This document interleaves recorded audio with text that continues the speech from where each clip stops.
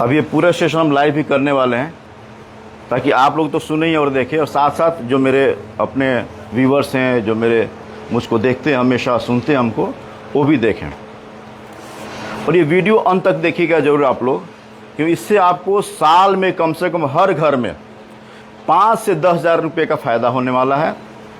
और उस दवाई का सेवन करेंगे तो कुछ वर्षों बाद शायद लाखों का फ़ायदा हो। और ये जो भी देखेंगे तो अधिक से अधिक शेयर कीजिए ताकि आप सबको लाभ मिले। और जितने आप लोग हैं यहाँ पे, मैं सामने से बताऊंगा, जैसा अभी आनंद जी ने बताया कि हम लोग का उद्देश्य क्या है। मेरा यहाँ बक्सर में आना, बक्सर में अस्पताल अपना खोलना, मेरा ये उद्देश्य नहीं है कि अपना कमाने की व्यवस्था बनाऊं। मेरा उद्देश्य मात्र एक है कि आप सबको जागरूक करूं, स्वास्थ्य के प्रति भी और शिक्षा के प्रति भी। तो मेरा एक अपना संगठन भी है जिसका नाम ही है, बक्सर से नाम है, बक्सर भविष्य निर्माण मिशन। बक्सर का नव निर्माण करना। और मेरा एक हमेशा से स्लोगन रहा है, थीम रहा है कि सबको शिक्षा, सबको स्वास्थ्य, तभी होगा संपूर्ण विकास। इस बात को नकारा नहीं जा सकता। ये बात से सहमत आप सब लोग होंगे जी। नमस्ते। तो अभी हम बताने जा रहे हैं हम लोग आपको एक खास बीमारी के बारे में, खास दवाई के बारे में, जो आप बहुत अच्छे से जानते हैं और हर घर में हर व्यक्ति ये खाता है ज़रूर। वह है गैस की दवाई, है ना। मुझे लगता है जो भी मेरे सामने हैं या जो देख रहे होंगे, गैस की दवाई जरूर खाए होंगे, जरूर एक ना एक बार। कुछ लोग तो लगातार कई वर्षों से खा रहे हैं, लगातार खाए जा रहे हैं, वर्षों महीनों, बंद ही नहीं करते। आके बोल दे सर हम तो 20 साल से गैस की दवाई खाता नहीं, हम तो 10 साल से गैस की दवाई खा रहे बनी। अब क्या मालूम है कितना नुकसान होता है इससे? बहुत भयंकर नुकसान होता है, आप सोच भी नहीं सकते हैं। इसीलिए मैं अपने प्रिस्क्रिप्शन पे गैस की दवाई SOS लिखता हूं, जब आपको ज़रूरत हो तभी, लगातार कभी भी नहीं। और मैं आपको एक मॉडल के माध्यम से बताऊंगा भी। आप लोग एक और कई माताएं और बहनें और हमारे बंधुगण ये बोलते हैं कि सर हमको गैस जब बनता है ना तो हम इधर दबाते हैं हाथ तो गैस निकलता है, ऐसे दबाते हैं तो गैस निकलता है, पैर दबाते हैं तो गैस निकलता है, कमर दबाते हैं तो गैस निकलता है। ऐसा बिल्कुल नहीं होता है, ये सिर्फ आपको साइकोलॉजिकल है। अब मैं इसके माध्यम से बताऊं, हम खाना खाते हैं मुंह से, खाना ये मुंह से गया, ये आहार नली इधर, और ऐसे घूमते घूमते यहाँ पे ये हो गया स्टमक, खाने की थैली, और फिर खाने की थैली इधर पीछे जाते जाते ये आंत हो गई और खाना हमारा बाहर निकल जाता है। ये कहीं से कोई लीकेज नहीं है इसमें, मतलब यहाँ से गैस कभी भी बाहर आपके हाथों में, पैरों में, सर में नहीं जाने वाला। तो आपको दबा के गैस निकालने की जरूरत नहीं है, क्योंकि नहीं निकलने वाला।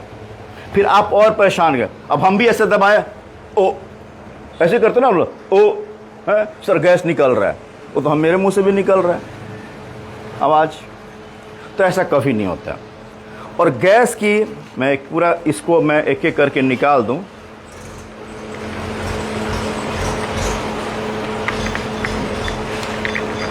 अभी देखिए सब ऑर्गन दिखाते हैं आपको। ये हो गया फेफड़ा,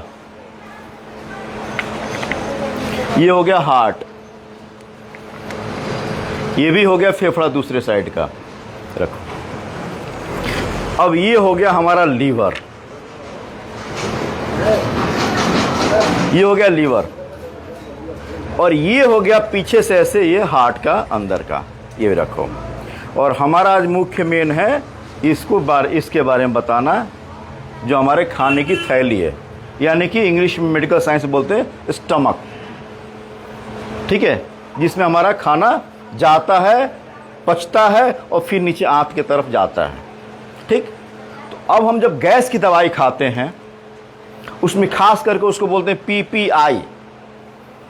सब सुने, कुछ मेडिकल लोग भी सुनते होंगे, तो मैं उसका पूरा फुल फॉर्म बताता हूँ।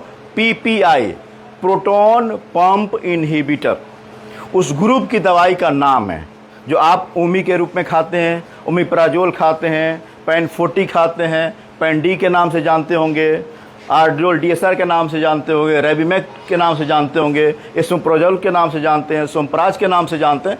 बहुत अलग अलग कंपनियां अलग अलग तरीके से बनाती हैं। उसमें ओमिप्राजोल, पेंटोप्राजोल, रेबीप्राजोल, एस्मोप्राजोल, ये गैस की दवाई है जो दुकानों से आप खरीद के लगातार खाते रहते हैं।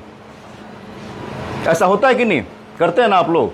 वो दवाई यहाँ पे आके हमारे इस जो खाने की थैली है यानी कि स्टमक, उसमें जो एसिड बनता है उसको ख़त्म करने लगता है, उसको कम करता है उसके प्रभाव को।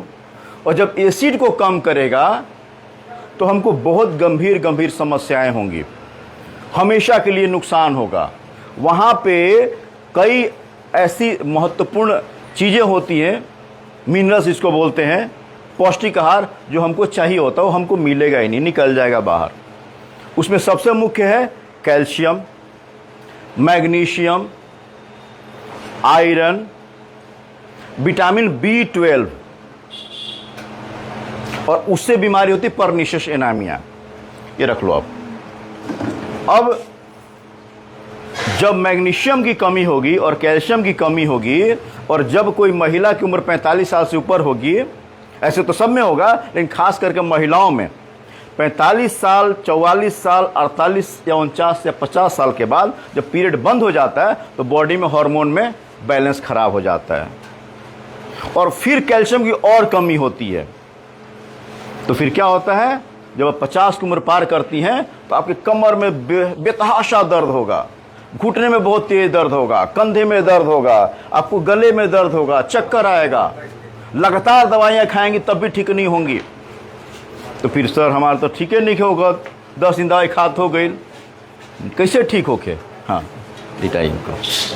तो ऐसे में क्या होता है, एज होने के बाद मल्टीपल खाते हैं गैस की दवाई पेट को ठीक करने के लिए, और समस्या होती है फ्रैक्चर की, खून की कमी की।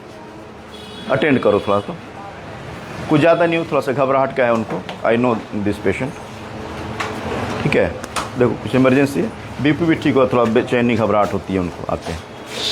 तो अब उसमें क्या होता है जो मैं बता रहा था अभी, कैल्शियम की कमी, तो आपको पता नहीं चलेगा, हड्डियाँ, छोटी छोटी हड्डियाँ टूटनी शुरू हो जाती हैं बैक की। गैस की दवाई खाएंगे और दिक्कत क्या होगी, हड्डी की दिक्कत क्या होगी, खून की कमी, घोर कमी होनी शुरू हो जाती है, बहुत कमी होती है। और विटामिन B12 की कमी हो तो सिर्फ हीमोग्लोबिन कम नहीं होगा, आपकी नसों पे भी प्रभाव आएगा। जो रीढ़ की हड्डी है वहां भी दिक्कत आएगी। उस विटामिन B12 की कमी से नस खराब होगा, पैरों में झिंझिनी, तलों में झिंझिनी, पैर में क्रैम्प्स, और फिर क्या होगा, और बहुत भयंकर बीमारी जो आप सोच भी नहीं सकते हैं। कई बार तो कैंसर भी हो जाता है। उस एसिड कम होने से गैस्ट्रिन नामक एक पदार्थ होता है हमारे स्टमक में, वो निकलता है और वो बनाता है हाइपरगैस्ट्रिनीमिया, और उसकी वजह से क्या होता है, ट्यूमर बनना शुरू हो जाता है, कैंसर बनना शुरू हो जाता है। दवाई खाएंगे गैस की और कई वर्षों बाद कैंसर होने का खतरा है लगातार खाने से। ऐसा नहीं कि कभी कभी खाने से, लगातार खाने की बात कर रहा हूं मैं। और फिर क्या होता है, आपको किडनी के अंदर भी समस्या आ जाती है, जिसको बोलते हैं इंटरस्टिशियल नेफ्राइटिस। किडनी के अंदर समस्या आ गई। और आजकल के रिसर्च के माध्यम से यह भी सत्यापित हो गया है कि गैस की दवाइयां कई वर्षों से खाने की वजह से आपकी जब उम्र 60 से पार होती है तो आपको याददाश्त भी बहुत कम होने लगता है, जिसको डिमेंशिया बोलते हैं। मेमोरी लॉस हो जाएगा आपका, लगातार होने लगेगा।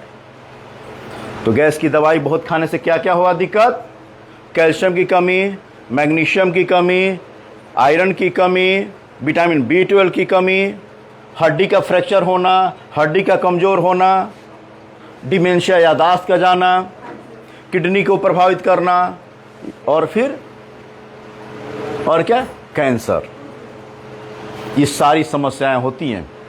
तो आज से हम लोग इस बात का ध्यान रखें कि कभी भी मेडिकल शॉप पे या कहीं भी जाके आप बार बार लगातार गैस की दवाई नहीं खाएं। तो फिर सर उपाय क्या है, गैस तो बन ही रहा हमको ना, अब क्या करें हम, है उपाय उसका? उसका उपाय सबसे मुख्य मैं बताऊं आपको, जिसको भी गैस बनता होगा, ये 2-4 चीज़ें तो जरूर करते होंगे। एक तो खाली पेट चाय जरूर पीते होंगे। 100 लोग में से 50 लोग तो जरूर ये काम करते होंगे। सुबह उठते ही चाय पी लो, ब्रश करेंगे और चाय पी लेंगे, ये नहीं करना है। पानी खूब पीजिए, नाश्ता कीजिए और फिर चाय पीजिए। थोड़े थोड़ी देर पे खाना, सुबह का नाश्ता, दोपहर का लंच, शाम का स्नैक्स, रात का डिनर, ये 4 चीज़ तय रखिए आप। थोड़ा ही खाइए लेकिन कुछ खाइए। बार बार चाय मत पीजिए। जंक फूड का इस्तेमाल नहीं करें, पैकेट वाला फूड का इस्तेमाल नहीं करें। बाजारू सामान जो ऐसे ओपन में मिलता है, यहाँ चले जाइए गोलंबर पे, हमारे समोसा, जलेबी, खुले में मक्खी बैठ रही है, धूल भी ऊपर जा रहा है, कोई थूक रहा है वो भी उसका छींटा पड़ रहा है, पानी का छींटा पड़ रहा है, कोई हाथ से वो भी छींटा पड़ रहा है। तो खाएंगे तो क्या होगा भाई? पेट तो आपका अपना है, तो दुश्मन है नहीं, तो दिक्कत करेगा। वो सब अवॉइड करें आप। स्ट्रेस लेते होंगे, बहुत टेंशन लेते होंगे, उसको कम करें आप। रात्रि का जो भोजन करते हैं, उस भोजन और आपके सोने में 2 घंटे का समय का अंतराल हो, ये ध्यान रखना है आपको। बहुत टेंशन नहीं लें, नींद आप अच्छी से लें। 6 से 8 घंटे का स्लीप जरूर होना चाहिए। और अपने लाइफ स्टाइल को और मॉडिफाई करें आप। टहलने का जरूर अपने दिनचर्या में शामिल करें, हो सके तो। जो नहीं कि सुबह का टहलना, दोपहर या शाम, कभी भी आपको समय मिले आधा घंटा टहल लीजिए। ये सब कर लेंगे आप, तो आप अपने पे खर्च होने वाले दवाई में बहुत कमी ला सकते हैं और उससे नुकसान होने से भी बचा सकते हैं। तो अब इसके बाद वाला मैं शुरू करूँगा, जो मेरा प्रक्रिया है। ये इसमें चीट है, इसमें कुछ कुछ लिखा हुआ है। अब इसमें एक पे लिखा होगा, क्या लिखा है? कुछ खून की कमी के बारे में जो हम बताएं। तो जिसको भी मिलेगा, ऐसे तो मैं अपने भाई बंधुओं का मैं सेवा करता ही रहता हूँ, जो बहुत गरीब आते हैं फीस कम कर देता हूँ, छोड़ भी देता हूँ, लेकिन एक कोई भी उठा लेगा जिसमें आएगा उसको आज फीस माफ़ करूँगा। और ये मेरी पहल हमेशा से रहेगी। हर दूसरे दिन मैं लाइव करूँगा और ऐसे किसी खास बीमारी के बारे में चर्चा भी करूँगा। और जो मुझे देख रहे होंगे वो उसमें क्वेश्चन भी पूछ सकते हैं, बता भी सकते हैं कि सर इस बारे में हमको चर्चा करवाना है आपसे, इस बारे में हमको जानकारी चाहिए।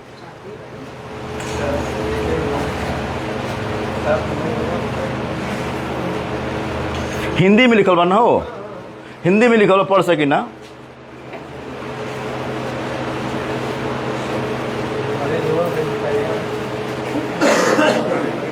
देख ली इनका बंद।